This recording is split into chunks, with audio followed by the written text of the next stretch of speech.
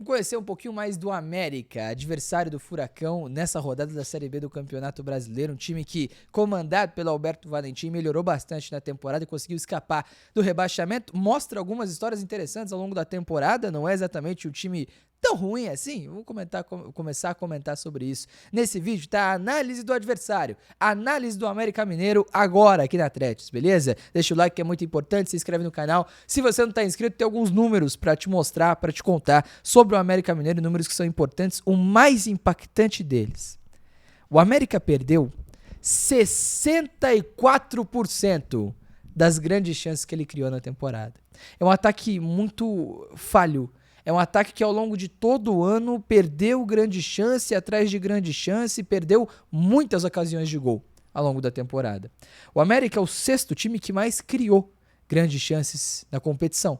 São 70 criadas. O Atlético é líder absoluto nesse fator com 87, por exemplo. Mas o América é o terceiro time que mais perdeu essas grandes chances, 45. Então mais de 60%, 64%, como eu falei, de chances boas foram perdidas pelo América, que tem uma centroavância, um comando de ataque, uma finalização de jogada abaixo da média na competição. Só que se é um time que cria tanto, isso conta outra história pra gente. A história de que é um América que consegue sim ter qualidade para manter a bola e dessa maneira fazer com que as coisas aconteçam. Exemplo: atrás do CRB apenas, o América é o segundo time na Série B do Campeonato Brasileiro com mais posse de bola, quase 54% de média na competição. É o quarto time que mais acerta passes na competição. É o primeiro time que mais tem bolas longas, mais de 23 bolas longas por jogo na competição. Mas é só o 11º em finalizações por jogo. Então ele tem volume em momentos, ele tem posse, ele tem qualidade para permanecer com a posse da bola, mas não exatamente ele é um time de finalizar tanto assim, de se colocar tanto. E isso aparece também nos números do ataque, né? O América é só o 10º melhor ataque da competição com 41 gols. É a 11ª defesa, com 43 gols sofridos nesse momento. E aí, parece um caminhão de número, parece que é muita coisa para entender, mas o cenário que isso tudo pinta é de um time que tem bola, é de um time que normalmente se sobrepõe ao seu adversário, de um time que não sofre exatamente tanto assim na sua defesa, nessas transições, mas que é um time que é pouco eficiente para finalizar as jogadas. E o que muda com o Valentim? O América passa a ter um pouco mais de eficiência e conta com uma boa fase do William Bigode, né? O seu melhor centroavante, o seu melhor atacante, para passar a conseguir aproveitar melhor dessas chances.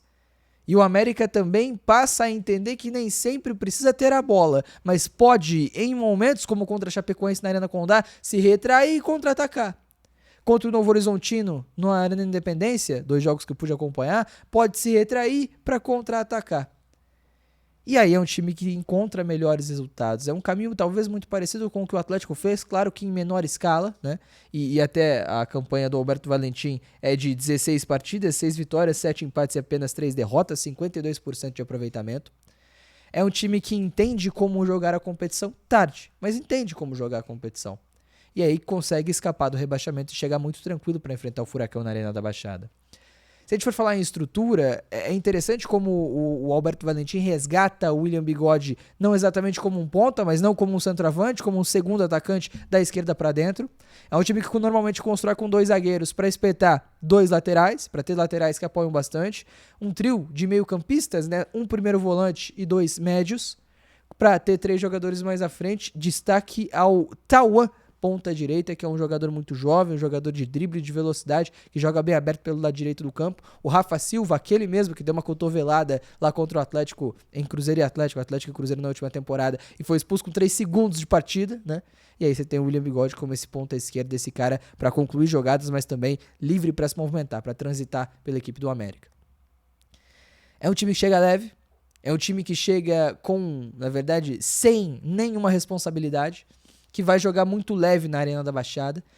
Até por isso, imagino que não vai se retrair tanto e que vai tentar ter um pouco mais da bola, vai tentar jogar um pouco mais, vai tentar mostrar um pouco mais ofensivamente. Isso é positivo pro Atlético em determinada medida, porque tende a se expor mais sem a pressão no resultado. E o Atlético vai poder aproveitar das costas da zaga, que é lenta, que tem, por exemplo, o Ricardo Silva, que é aí jogador do Furacão, é um cara bom no jogo aéreo, mas é um cara lento. Tem o Emerson Santos, que é um jogador que não é exatamente rápido, é mais rápido que o Ricardo Silva, mas não é um jogador tão rápido assim. Então você tem zagueiros que não tem tanta qualidade para correr para trás, isso é importante para um Furacão. Em termos de estrutura, imagino que o Atlético tenha vantagem na construção da jogada, porque o América marca nesse 4-4-2, né? Então o Atlético vai ter 3 zagueiros para 2, o Atlético vai ter um quarteto de meio-campistas marcados por um trio de meias do equipe do América, né? Que marca com uma base com 4, então o Furacão também poderia ter 3 jogadores mais à frente com a chegada dos 2 meias. Ter, na verdade, 5 jogadores mais à frente, os 2 alas, o centroavante mais os 2 meias, para conseguir ter superioridade numérica no último terço também contra o América. Acho que na batalha de estruturas o Atlético pode levar vantagem se o América não fizer a adaptação que fez contra a Chape, que usou 3 zagueiros, né? E aí conseguiria igualar numericamente a última linha. Acho que é um jogo que, claro, tem vantagem pro Atlético. O Atlético vem em boa fase, o Atlético tem um time mais qualificado, o Atlético ainda briga pelo acesso, mas o empate basta, né? Então a pressão também não é tão grande. O complicador pode ser a leveza, pode ser o América que não tem responsabilidade alguma na partida, mas é um Atlético que, se fizer o que tem feito nos últimos jogos, se conseguir ter alternativas criativas como vem tendo nas últimas partidas, tende a, se o América se retrair, atacar e atacar bem, e se o América se expor, se levar nessa vantagem nas costas, nessa vantagem em transição para conseguir vencer a partida, garantir o acesso e também, quem sabe, buscar o título da Série B do Campeonato Brasileiro. Beleza? Então fica esse pré-jogo, ficam essas informações sobre o Mequinha, sobre o Coelho, que vai enfrentar o Furacão aqui na Arena da Baixada. A bola rola no domingo, 2h30 da tarde. A gente abre a transmissão da Tretes, 4h30 da tarde. A bola começa a rolar no gramado sintético da Arena da Baixada para a última partida, para o último jogo da Série B do Campeonato Brasileiro. Beleza? Um empate garante vaga na Série A. Tamo junto, aquele abraço, até a próxima. Valeu!